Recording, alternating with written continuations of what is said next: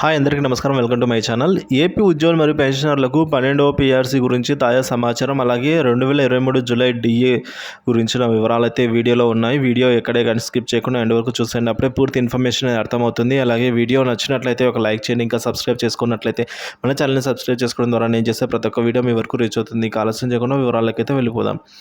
12వ పీఆర్సీని ఎప్పుడు అమలు చేసినా కూడా ఈ జూలై 2023 నాటికి డిఆర్ శాతం ఎంత ఉంటే అంతలో బేసిక్లో మెర్జ్ చేస్తారు. కాబట్టి మనకు ప్రస్తుతం జనవరి 2023 డిఏతో కలిపి 30.03 ఉంది. దీనికి జూలై 2023 డిఏని కలపాలి అంటే మరొక 3.67% కలపాలి. సో ఈ విధంగా మనం చూసుకున్నట్లయితే 33.67 అయితే అవుతుందండి డిఆర్లో అయితే. ఈ విధంగా మనం చూసుకున్నట్లయితే ఇక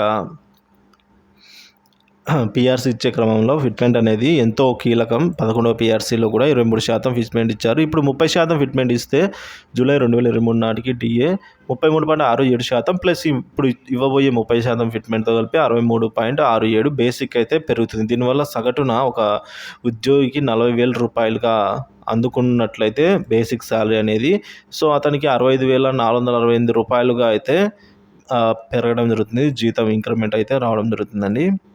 సో ఇది ఇప్పటివరకు 12వ పీఆర్సీ గురించిన తాజా గణాంకాలు.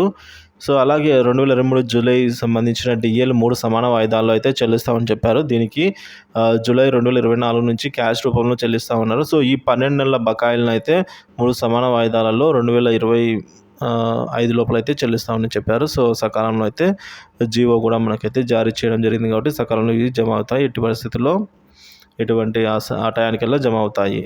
కానీ పీఆర్సీ బకాయిలు అయితే రావాల్సి ఉంది.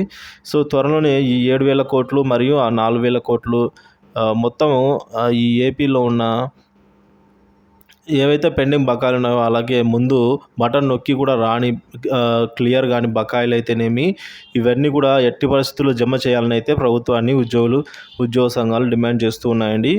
సో మరి చూడాలి. త్వరలోనే ఆల్రెడీ ఒక 7,000 కోట్లు వచ్చింది, నిధుల సమీకరణ జరిగింది. అలాగే అంతకుముందు మంగళవారమే ఒక 4,000 కోట్ల సమీకరణ ఇవన్నీ ఉన్నాయి. కాబట్టి త్వరితగతిన ఇవన్నీ జమ చేయాలని అయితే ఉద్యోగ సంఘాలు, పెన్షన్ అందరూ కూడా కోరుకుంటూ ఉన్నారు.